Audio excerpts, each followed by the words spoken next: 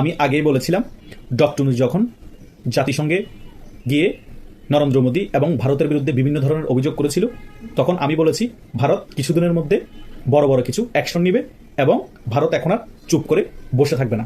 তার কিছুদিন পরে ভারত চাল রপ্তানি বন্ধ করে দিয়েছে এবং বিভিন্ন আলটিমেটামও দিয়েছে যে অতি বাড়াবাড়ি করলে এক্সপোর্ট ইম্পোর্ট সকল কিছু বন্ধ করে দিবে ভারত।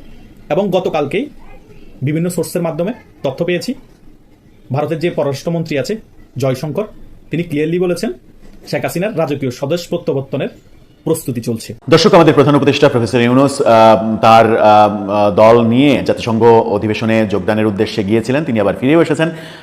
গতকালকে তিনি বাংলাদেশে ল্যান্ড করেছেন, কিন্তু নতুন আলোচনা শুরু হয়েছে।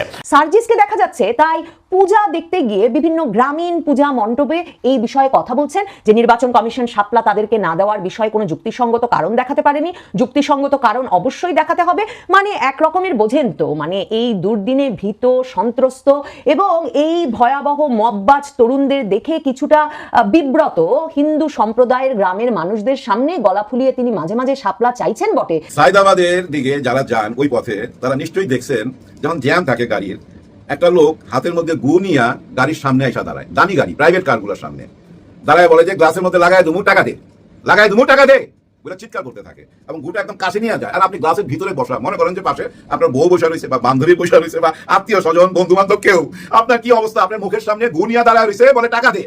নিরুপায়, আপনি না দিলে কিন্তু এটা মাইখা দিবে। আর ওইটা যদি মাইখা দেয়, দেখেন আপনি বাসা যাওয়ার আগ পর্যন্ত রাস্তা দিয়ে যত দূর যাইবেন খালি গন্ধ ছড়াইবে আর সবাই তাকায় থাকবে। এমন না যে টান দিয়ে চলে যাবেন, রাস্তা তো জ্যাম, একটু একটু করে যাইতে হবে, কি বিপদ। তখন কি করে জানেন? গ্লাস খুলা ওই 20 টাকার নোট একটা বাড়ায় যাবে, না না না 20 টাকা না 100 টাকা দে, লাগাই দিলাম 100 টাকা দে। ওই 100 টাকা দিতে বাধ্য হয়, ওইটা নিয়ে চলে যায়, এভাবেই তার পেট চলে। এখন দেখেন এটা ধরে কেউ পুলিশও দিতেছে না, এর উপরে কেউ আঘাতও করতেছে না। ওই গোয়ের জায়গায় যদি আপনি একটা পিস্তল ধরাইয়া দেন, ওই একই জিনিস, কিন্তু ওইটা 100 টাকা নিছে, ওইটা হয়তো ঘড়ি মোবাইল টাকা পয়সা যা আছে সবকিছু নিয়ে যাবে, জিনিস একই, কিন্তু পিস্তলটা হাতে দিলেই তাই তাকে পুলিশে ধরবে। এই বেটা তুই বেআইনি অস্ত্র পাইলি কই? আসসালামু আলাইকুম রাহমাতুল্লাহ। প্রদর্শক, নতুন এক ভিডিওতে আপনাদের সকলকে স্বাগতম। প্রদর্শক, আপনারা ভিডিওর শুরুতে ভিডিওর বিশেষ কয়েকটা অংশ এবং থাম্বনেল দেখে বুঝে গেছেন যে আসলে কতটা গুরুত্বপূর্ণ নিউজ হতে চলেছে। প্রদর্শক, এই জন্য বলবো আপনারা ভিডিওগুলো না টেনে সম্পূর্ণ দেখবেন, তাহলে আপনারা সম্পূর্ণ বিষয়ে বিস্তারিত জানতে পারবেন। চলুন আর কথা না বাড়ি একটি লাইক দিয়ে আমরা সকল বিশ্লেষকের আলোচনাগুলো একে একে দেখে আসি। চলুন। আমি আগেই বলেছিলাম ডক্টর ইউনূস যখন জাতিসংঘে গিয়ে নরেন্দ্র মোদী এবং ভারতের বিরুদ্ধে বিভিন্ন ধরনের অভিযোগ করেছিল, তখন আমি বলেছি ভারত কিছুদিনের মধ্যে বড় বড় কিছু অ্যাকশন নেবে এবং ভারত এখন আর চুপ করে বসে থাকবে না। তার কিছুদিন পরে ভারত চাল রপ্তানি বন্ধ করে দিয়েছে এবং বিভিন্ন আলটিমেটামও দিয়েছে যে অতি বাড়াবাড়ি করলে এক্সপোর্ট ইম্পোর্ট সকল কিছু বন্ধ করে দিবে ভারত। এবং গতকালকেই বিভিন্ন সোর্সের মাধ্যমে তথ্য পেয়েছি, ভারতের যে পররাষ্ট্রমন্ত্রী আছে জয়শঙ্কর, তিনি ক্লিয়ারলি বলেছেন শেখ হাসিনার রাজকীয় স্বদেশ প্রত্যাবর্তনের প্রস্তুতি চলছে। এটা কিন্তু অনেক বিরাট একটি বিষয়। আরও বিভিন্ন রকমের তথ্যসূত্রে জানা গিয়েছে এবং আপনারা হয়তো ইউটিউবের বদলতে এবং বিভিন্ন নিউজের মাধ্যমে দেখেছেন, আওয়ামী লীগের অনেক নেতাকর্মী বর্ডার দিয়ে বাংলাদেশে ঢুকছে। এই সরকার সকল দিক দিয়ে চাপে আছে। আবার আরেকটি বিষয় ঘটতে চলেছে, এটা আমি আমার একটি ভিডিওতে আলোচনা করেছি, যে 14 অক্টোবর বাংলাদেশ সেনাবাহিনী প্রধান জাতিসংঘের একটি প্রোগ্রাম হবে ভারতে, সেখানে তিনি ভারত সফরে যাবেন, ওই প্রোগ্রামটিতে উপস্থিত হবেন। এই সকল বিষয় যদি আপনি একত্রিত করেন, এইদিকে ইন্ডিয়ার অ্যাকশন শুরু, 14 অক্টোবর বাংলাদেশ সেনাবাহিনী প্রধান ইন্ডিয়া সফরে যাবে এবং বাংলাদেশ আওয়ামী লীগের অনেক নেতাকর্মী বর্ডার দিয়ে বাংলাদেশে ঢুকছে, তাহলে আপনাদেরকে এখনো মনে হয় এই সরকার খুব ইজিলি আওয়ামী লীগ ছাড়া ফেব্রুয়ারিতে নির্বাচন দিতে পারবে এবং ভারত কি ইজিলি এই ডক্টর ইউনূস সরকারকে ছেড়ে দিবে? ওপেন জাতিসংঘের মধ্যে নরেন্দ্র মোদীকে নিয়ে কথা বলছে, ভারতকে নিয়ে কথা বলছে। বাংলাদেশের মধ্যে 50% জনগণ এখন ভারতের পক্ষে আছে, তাহলে 50% জনগণ নিয়ে আমেরিকা এবং পাকিস্তানের সাপোর্ট নিয়ে খেলা কি সম্ভব আওয়ামী লীগের সাথে এবং ভারতের সাথে? আমার ব্যক্তিগত অভিমত, যদি আওয়ামী লীগের সকল কর্মীরা এবং সাধারণ জনগণ একত্রিত হয়ে রাজপথে নামে এবং ভারতের সহযোগিতা থাকে, সমর্থন থাকে, ডক্টর ইউনূস এক সপ্তাহ টিকবে না। এখন জাস্ট আওয়ামী লীগের কর্মীদের মনোবলের অভাব এবং অনেক সাধারণ জনগণ আছে, তারা কিছুদিন আগে একটি গণ অভ্যুত্থানে বিনাশ হয়ে নেমেছে, তারাও কিছু মনোবলের অভাব, তারাও শরীরে এখনো ঝাঁকি দিচ্ছে না। কিন্তু আওয়ামী লীগের কর্মীরা যদি রাজপথ গরম করতে পারে, সাধারণ জনগণ তাদের সাথে একত্রিত হয়ে রাজপথ কাঁপাবে, এটা আমি 100% লিখে দিতে পারি।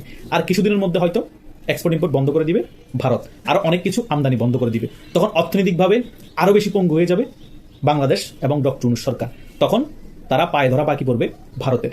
তখনই ভারত মেইন দাবাল চালের খেলাটা দিবে। ওই খেলাতে সম্পূর্ণরূপে ডক্টর ইউনূস সরকার কুপকাত, আর নির্বাচন হলেও ওই সরকার 6 মাসের বেশি টিকবে না। এই কথা আমি বারবার কেন বলি, কারণ বহির্বিশ্ব থেকে ওই নির্বাচন সমর্থন পাবে না। আর পার্শ্ববর্তী দেশ ভারত এত বড় একটি রাষ্ট্র, যার পেটের ভিতরে বাংলাদেশ, সেই দেশটাই যদি স্বীকৃতি না দেয় ওই নির্বাচনকে, তাহলে ওই সরকার টিকা কি সম্ভব? ভারত থেকে আমরা 50% বেশি জিনিস আমদানি করি এবং বাংলাদেশ থেকেও ভারত অনেক জিনিস রপ্তানি করি। সকল কিছু বন্ধ হয়ে গেলে ওই সরকার এসে কি করবে? পাথর খাবে বাংলাদেশের জনগণকে? দ্রব্যমূল্যের দাম হয়ে যাবে 2 টাকার জিনিস 20 টাকা। বাংলাদেশের মানুষ আয়ও কম, দ্রব্যমূল্যের দামও বেশি হয়ে যাবে। তখন কামড়াকামড়ি লাগবে, দেশে লাগবে দুর্ভিক্ষ। ও সরকারকে নামিয়ে দেওয়ার জন্য 3 মাসের জন্য 3 মাস পরে আন্দোলন নামবে, আর ওটাকেই পুঁজি করবে আওয়ামী লীগ। আওয়ামী লীগ বলবে আমাদেরকে ছাড়া নির্বাচন হয়েছে, এই সরকার দেশ চালাতে পারতেছে না, ইন্ডিয়াও এখানে আরো ফুয়েল দিবে, খেলা ফাইনাল। 3 মাসের মধ্যে সরকারের পতন। এগুলো বিএনপিও ভালো করে জানে, ভারতও জানে, আওয়ামী লীগও জানে। সে কারণে মির্জা ফখরুলের সুদ চেঞ্জ হয়ে গিয়েছে। বিএনপির অনেক নেতা নীলুফার ইয়াসমিন বলেন, আরো অনেক বড় বড় নেতা সুদ চেঞ্জ হয়ে গিয়েছে। তারা এখন আওয়ামী লীগকে নির্বাচনে আনার জন্য ইনিয়ে বিনিয়ে কথা বলছে। মানে তারা বলছে আওয়ামী লীগ নির্বাচনে আসুক, কিন্তু আমরা ক্ষমতাটা আমরা পাই। আরে ভাই, নির্বাচন হবে ফ্রি অ্যান্ড ফেয়ার, তোমরা ক্ষমতা সিস্টেমে পাবা, এটা কি ধরনের কথা? ফ্রি অ্যান্ড ফেয়ার নির্বাচন হবে, তাও ডক্টর ইউনূসের আন্ডারে। আওয়ামী লীগ নির্বাচন আসবে না, ডক্টর ইউনূসকে ছাড়া নির্দলীয় তত্ত্বাবধায়ক সরকারের আন্ডারে নির্বাচন হবে। ওই নির্বাচনে জনগণ যাকে ম্যান্ডেট দিবে সেই ক্ষমতায় আসবে। তখন ওই সরকার 5 বছর আরামসে দেশ চালাতে পারবে, কারণ ওটা জনগণের ম্যান্ডেট নিয়ে ক্ষমতা আসছে। আওয়ামী লীগ দরকার হলে 100 আসন পেয়ে 120টা আসন পেয়ে বিরোধী দলে থাকুক। তোমরা যদি ভালো শাসন করো, তাহলে পরবর্তী জনগণ আবার ভোট দিয়ে ক্ষমতা আনবে। যদি এরকম কিছু না হয়, ইন্ডিয়ার চালক উপকাত হবা, সাধারণ জনগণ আওয়ামী লীগ রাজপথে নেমে তোমাদেরকে ভালো মতে খেলে দিবে।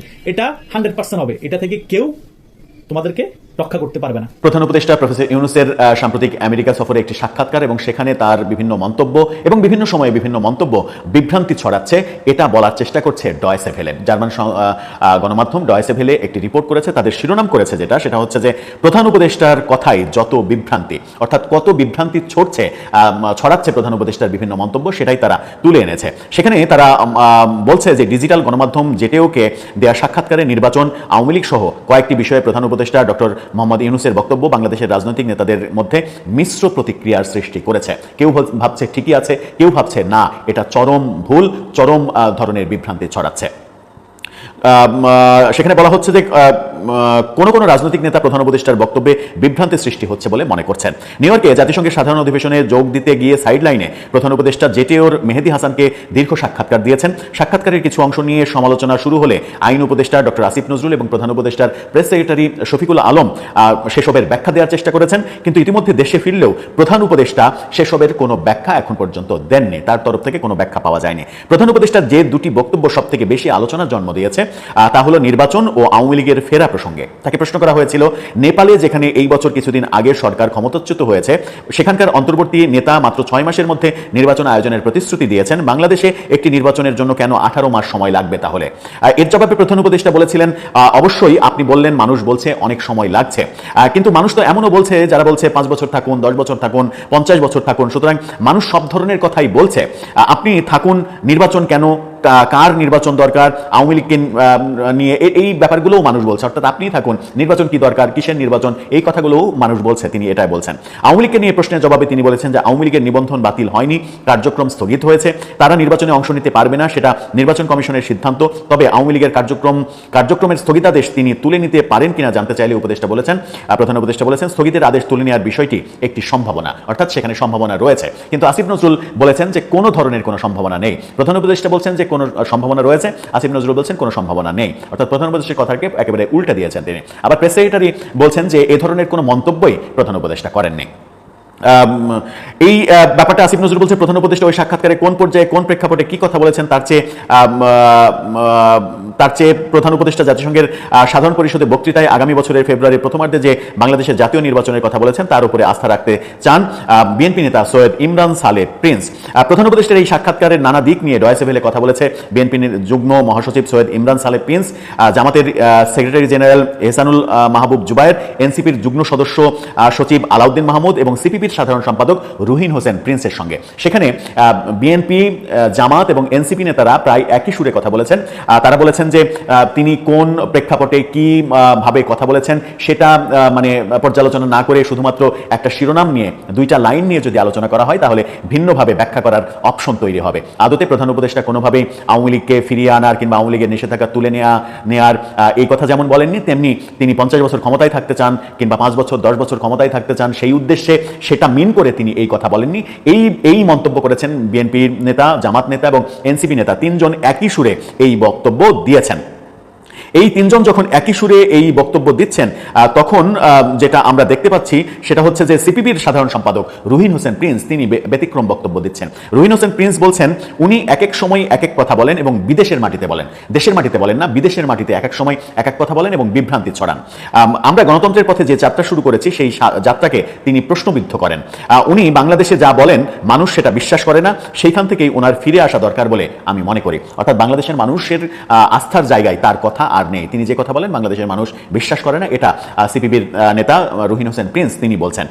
তিনি বলছেন তার নির্বাচনই এখন প্রধান বিষয়, অন্য কোনো কথা না বলে নির্বাচনের প্রস্তুতি শুরু করা উচিত। উনি সেটা করছেন না, এটা একটা বড় সংকট বলে মনে করি। অর্থাৎ নির্বাচন বাদ দিয়ে অন্য কথা, অন্যদিকে মনোযোগ ঘোরানো, এই ব্যাপারগুলো প্রধান উপদেষ্টা বেশি করছেন, সেটা রুহিন হোসেন প্রিন্সের ভাষ্য। তিনি বলেছেন দেশের মানুষ তাকে 10-20 বছর ক্ষমতায় দেখতে চায়। কে চায় আমি তো জানি না, আমি তো এখন গ্রামে আছি, গ্রামের মানুষ তো জানতে চায় নির্বাচন কবে। উনি মনের মাধুরী মিশিয়ে একটা কথা বললে তো হবে না, এমন কথা রুহিন হোসেন প্রিন্স বলেছেন যে নিজের মনের মাধুরী মিশিয়ে জনগণ চায়, জনগণের উপরে দায় চাপানো, জনগণের উপরে ক্রেডিট চাপানো, এই ব্যাপারগুলো আসলে মিথ্যা। আমি নিজে গ্রামে আছি, আমি জনগণের পালস বুঝি, জনগণের একটাই প্রশ্ন, সেটা হচ্ছে নির্বাচন কবে, নির্বাচন চায়। অথচ তিনি বলছেন যে জনগণ তো 5 বছর 10 বছর 50 বছর ক্ষমতায় দেখতে চায়, এমনকি বলে যে কিসের নির্বাচন, কোনো নির্বাচন দরকার নাই, আপনিই থাকুন। ব্যাপারটা সর্বৈব মিথ্যা এবং এই কথার কোনো অস্তিত্ব নাই, এটার কোনো ভ্যালু নাই এবং এই কথাগুলো বিভ্রান্তি ছড়াচ্ছে, নির্বাচন ব্যাপারে সংশয় তৈরি করেছে। এ ব্যাপারে ডয়েসেভেলের রিপোর্টে উঠে না আসলেও বিএনপির আর এক নেতা জয়নাল আবেদিন ফারুক তিনি মন্তব্য করেছেন যে প্রধান উপদেষ্টার এই 50 বছরের থিওরি যেটা তিনি বলেছেন সেটা তার নিজের ক্ষমতায় থাকার প্রয়াসের একটা বার্তা দেয় যে তিনি সায়দাবাদের দিকে যারা যান ওই পথে তারা নিশ্চয়ই দেখছেন যখন জ্যাম থাকে গাড়ির, একটা লোক হাতের মধ্যে গু নিয়া গাড়ির সামনে আইসা দাঁড়ায়, দামি গাড়ি প্রাইভেট কারগুলোর সামনে দাঁড়ায়, বলে যে গ্লাসের মধ্যে লাগায় দুমু টাকা দে, লাগায় দুমু টাকা দে বলে চিৎকার করতে থাকে এবং গুটা একদম কাছে নিয়ে যায়। আর আপনি গ্লাসের ভিতরে বসা, মনে করেন যে পাশে আপনার বউ বসা রয়েছে বা বান্ধবী বসা রয়েছে বা আত্মীয় স্বজন বন্ধু বান্ধব কেউ, আপনার কি অবস্থা? আপনার মুখের সামনে গু নিয়ে দাঁড়ায় রয়েছে, বলে টাকা দে, নিরুপায়, আপনি না দিলে কিন্তু এটা মাইখা দিবে। আর ওইটা যদি মাইখা দেয়, দেখেন আপনি বাসা যাওয়ার আগ পর্যন্ত রাস্তা দিয়ে যত দূর যাইবেন খালি গন্ধ ছড়াইবে আর সবাই তাকায় থাকবে, এমন না যে টান দিয়া চলে যাইবেন, রাস্তা তো জ্যাম, একটু একটু করে যাইতে হবে, কি বিপদ। তখন কি করে জানেন? গ্লাস খুইলা ওই 20 টাকার নোট একটা বাড়ায় যায়, না 20 টাকা না, 100 টাকা দে, লাগাই দিলাম, 100 টাকা দে, ওই 100 টাকা দিতে বাধ্য হয়, ওইটা নিয়ে চলে যায়, এভাবেই তার পেট চলে। এখন দেখেন এটা ধরে কেউ পুলিশও দিতেছে না, এর উপরে কেউ আঘাতও করতেছে না। ওই গোয়ের জায়গায় যদি আপনি একটা পিস্তল ধরাইয়া দেন, ওই একই জিনিস, কিন্তু ওইটা 100 টাকা নিছে, ওইটা হয়তো ঘড়ি, মোবাইল, টাকা পয়সা যা আছে সবকিছু নিয়ে যাবে, জিনিস একই, কিন্তু পিস্তলটা হাতে দিলেই চাইসা তাকে পুলিশে ধরবে, এই বেটা তুই বেআইনি অস্ত্র পাইলি কই, তার মানে তার কপালের জেল। আর ওই পিস্তলের জায়গায় গু বইলা কেউ তাকে ধরতে পারতেছে না, পুলিশও তার কাছে যাইতেছে না। দেখছেন চাঁদাবাজিটাকে কিভাবে বৈধ করে নিছে? এটা কি অবৈধ মনে হয়? অবৈধ হইলে তো পুলিশ ধরতো। এখন ওই গুয়ের কারণে কেউ তার কাছে যাইতে পারতেছে না, নিজেকে নিজে বৈধ করে নিছে। তেমনি অনেক যুক্তি দিয়া অনেকেই না নিজেকে বৈধ করে নিতেছে। হ্যাঁ, নিজের বয়ানটাকে বৈধ করার জন্য কি সুন্দর সুন্দর যুক্তি দিতেছে। যুক্তির মধ্যে কি জানেন?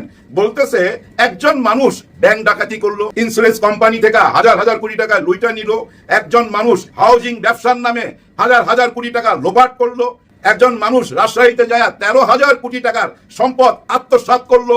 কই তাদেরকে তো কেউ ধরতেছে না। আর এখানে ওই 10,000 টাকার চাঁদা নেয় কারণ তার বাল বাচ্চা আছে, পেট চলতেছে না, সে 15-16 বছর জুলুমের মধ্যে ছিল, কোনো চাকরি বাকরি নাই, যার জন্য সে রাস্তায় ঘুরা 10,000 টাকা হয়তো চাঁদা নিছে। এটা কত বড় অপরাধ বলেন? কোনটা বড় অপরাধ? ওই যে হাজার হাজার কোটি টাকা লুট করে নিয়ে গেল জামাতে ইসলাম সেইটা, নাকি ওই 10,000 টাকা নিয়ে গেল সেইটা? কোনটা বড় অপরাধ? এইভাবে যুক্তি দিচ্ছে চাঁদাবাজির পক্ষে কে? ফজলুর রহমান সাহেব। এইভাবেই উনি বৈধতা দিচ্ছে। উকিল মানুষ তো, ব্রেন ভাই চারিদিকে খেলে। হ্যাঁ, ওনার মাথার মধ্যে যদি সোজাসুজি একটা প্যারাক ঢুকায় দেন, স্ক্রু হয়ে বাইরে যাবে তো। চারিদিকে বুদ্ধি খেলায়, চারিদিকে বুদ্ধি খেলায়। এই যে আইসা এখন বলে না স্বাধীনতার পক্ষের একটা শক্তি আসতেছে, এবার নির্বাচনে আসবেই বলে চিৎকার কইরা উঠে উনি।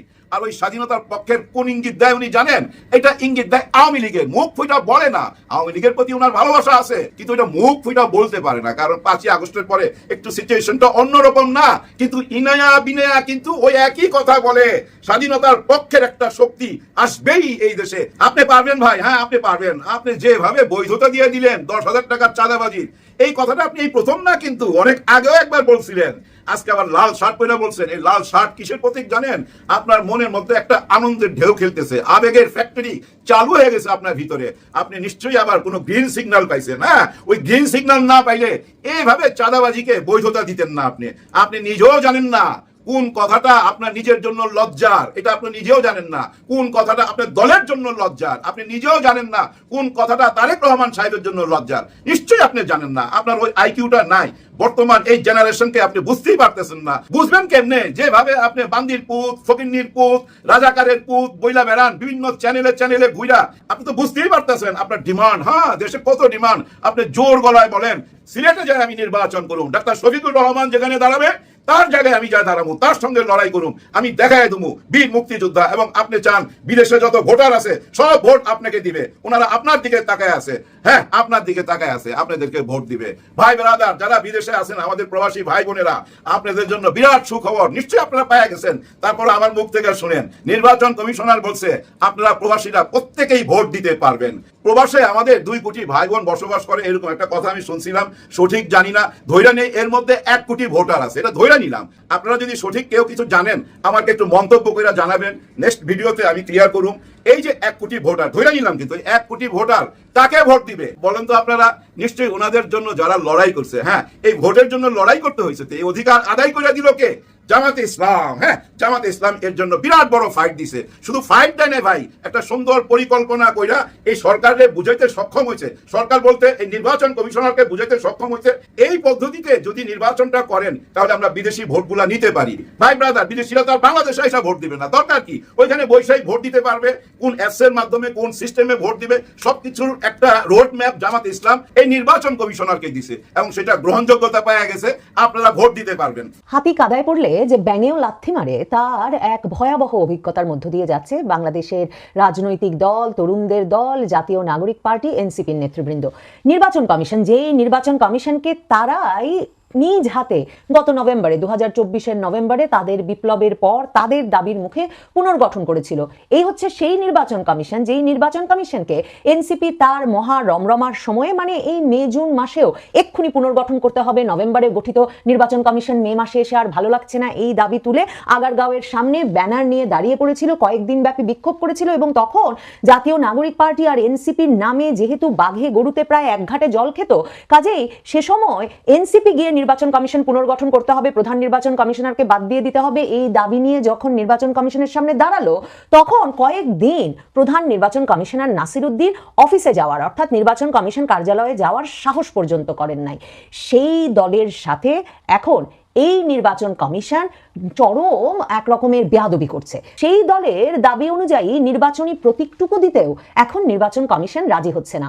নির্বাচন কমিশনের কাছে নিবন্ধনের আবেদনের সঙ্গেই জাতীয় নাগরিক পার্টি এনসিপি জানিয়ে দিয়েছিল তাদেরকে শাপলা, সাদা শাপলা অথবা লাল শাপলা নির্বাচনী প্রতীক হিসেবে দিতে হবে। 3টা অপশন, 3টাই শাপলা, সাদা শাপলা, লাল শাপলা অথবা শাপলা। দেখেন, নির্বাচন কমিশনের যে প্রায় শতাধিক প্রতীকের একটা তালিকা আছে, সেই তালিকায় কখনোই শাপলা ছিল না, কারণ শাপলা জাতীয় প্রতীক হিসেবে সংবিধানে একেবারে লিপিবদ্ধ আছে। সংবিধানের 4 নম্বর অনুচ্ছেদে বলা আছে বাংলাদেশের জাতীয় প্রতীক হচ্ছে একটা শাপলা, সেই শাপলার 2 দিকে ধানের শীষ, উপরে পাটপাতা আর 2 দিকে 2টো তারকা।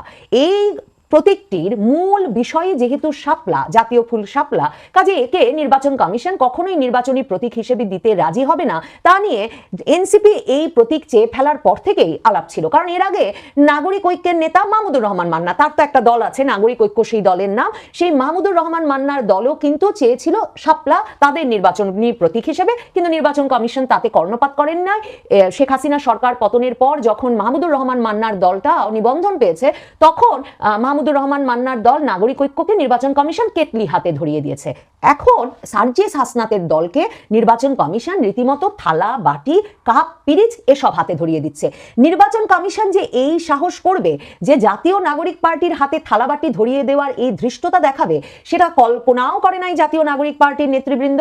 সার্জিস আলম গলা ফুলিয়ে বলে রেখেছিলেন সেই জুন জুলাই মাসে যে তারা যদি শাপলা প্রতীক না পান তাহলে দেখে নেবেন কেউ ধানের শীষ প্রতীক নিয়ে কিভাবে নির্বাচন করেন, কারণ তাদের যুক্তি হচ্ছে শাপলার দুপাশে তো ধানের শীষ আছে, কাজেই জাতীয় প্রতীকের শাপলা যদি না দেওয়া যায় তাহলে ধানের শীষ কিভাবে নিয়ে নির্বাচন করে বিএনপি। কিন্তু এই সব যুক্তি হুমকি কোনো কিছুতে কর্ণপাত না করে এই যে নির্বাচন কমিশন নিবন্ধন দিয়ে জাতীয় নাগরিক পার্টিকে জানিয়ে দিয়েছে তাদেরকে এই থালাবাটি কাকপিরিচ থেকেই একটা কিছু বেছে নিতে হবে, এটা একেবারে মানে চমকে দিয়েছে জাতীয় নাগরিক পার্টির নেতৃবৃন্দকে। কিন্তু তারা যদিও বা বলছেন কিভাবে এই শাপলা আদায় করে নিতে হয় সেটা তারা জানেন এবং তারা আইনি লড়াই লড়ে কিংবা রাজপথে তাদের শাপলা তারা আদায় করে নেবেন, কিন্তু তারা জানেন রাজপথে দুটো লোক জমানোর কোনো উপায় তাদের নাই। সেই জুলাই পদযাত্রার কোনো জেলায় লোক জমাতে না পেরে আর গোপালগঞ্জ, কক্সবাজার সহ বিভিন্ন জেলায় ধাওয়া খেয়ে রীতিমতো পুলিশ, সোয়াট, সেনাবাহিনীর প্রহরায় সেই জুলাই পদযাত্রা শেষ করে কোনো মতে প্রাণ ইজ্জত বাঁচিয়ে ঢাকা ফেরার পর থেকে এই দলটি আর রাজপথে কোনো সমাবেশের ডাক দেওয়ার সাহসী করে না। মানে সর্বশেষ তারা দিয়েছিল 3 তারিখ জুলাই পদযাত্রার সমাপনী সভা হিসেবে ঢাকার শহীদ মিনারে, সেখানেও লোকজন জড়ো হয় নাই। কাজেই এই দল এখন মিলনায়তনের ভেতর কর্মী সমাবেশ করে মাঝে মাঝে। সেপ্টেম্বরের শুরুতেও একটা কর্মী সমাবেশ করেছে, সেই কর্মী সমাবেশেও 250 উপজেলার কর্মীদের নাকি তারা ডাক দিয়েছিল, কিন্তু মিলনায়তনটাও ভরে নাই। মানে মিলনায়তনের বাইরে এলে কয়েকশো লোকের মিছিল হবে ওই 250 উপজেলার প্রতিনিধি নিয়ে, এমন কথাও মনে হয় নাই সেই প্রতিনিধি সম্মেলনের ছবি দেখে। এহেন অবস্থায় নির্বাচন কমিশনও জানে যে এই দলকে থালাবাটি ধরিয়ে দেওয়াই ভালো, কারণ এমনকি থালাবাটি নিয়ে দুয়ারে দুয়ারে গেলেও এদের কারো জামানত বাঁচবে কিনা তা বলা মুশকিল। নাসিরউদ্দিন পাটোয়ারি এই জাতীয় নাগরিক পার্টির আরেক নেতা, উনি বলেছেন নির্বাচন কমিশন তাদের সাথে মশকরা করছে। এইসব থালা বাটি কাপ পিরিচ এই সব প্রতীক নাকি অবসলিট হয়ে গেছে, মানে এগুলো মেয়াদোত্তীর্ণ হয়ে গেছে, এগুলো আর এই যুগে কেউ ব্যবহার করে না। কাজে এসব প্রতীক দিয়ে এক রকমের মশকরা করছে নির্বাচন কমিশন, তারা নাকি দেখে নেবেন এবং আদায় করে নেবেন। এই নাসিরউদ্দিন পাটোয়ারির বেচারা, কদিন আগে দেখলাম যে বিএনপির নেতাকর্মীরা তার এলাকা চাঁদপুরে রীতিমতো মিছিল সমাবেশ করছে, তাকে তার নিজ এলাকায় অবাঞ্ছিত ঘোষণা করে। কাজে এই নেতারা নিজ নিজ এলাকায় যেতে পারবেন কিনা, দুটো লোক জমাতে পারবেন কিনা, 5টা ভোট পাবেন কিনা, এই সব নিয়ে যখন সন্দেহ, তখন তারা কোন প্রতীকে নির্বাচনে রাজি হবেন কি হবেন না সেটা নিয়ে কেউ কর্ণপাত করবেন না, এই বিষয়টা হাসনাত সার্জিসও বোঝেন। সার্জিসকে দেখা যাচ্ছে তাই পূজা দেখতে গিয়ে বিভিন্ন গ্রামীণ পূজা মণ্ডপে এই বিষয়ে কথা বলছেন যে নির্বাচন কমিশন শাপলা তাদেরকে না দেওয়ার বিষয়ে কোনো যুক্তিসঙ্গত কারণ দেখাতে পারেনি। যুক্তিসঙ্গত কারণ অবশ্যই দেখাতে হবে, মানে এক রকমের বোঝেন তো, মানে এই দুর্দিনে ভীত, সন্ত্রস্ত এবং এই ভয়াবহ মববাজ তরুণদের দেখে কিছুটা বিব্রত হিন্দু সম্প্রদায়ের গ্রামের মানুষদের সামনে গলা ফুলিয়ে তিনি মাঝে মাঝে শাপলা চাইছেন বটে, কিন্তু ভুলেও এখন বলছেন না যে শাপলা না দিলে ধানের শীষ নিয়েও নির্বাচন করা যাবে না। কারণ তাদের মধ্যে একটা দলের আবার সে ধান্দাও আছে যে যদি ধানের শীষ প্রতীক নিয়ে নির্বাচন করে কিছু ভোট অন্তত পেয়ে যদি সংসদে চলে যাওয়া যায়। আর ডক্টর মোহাম্মদ ইউনূসের আশীর্বাদের হাত তো উঠে গেছে তাদের ওপর থেকে।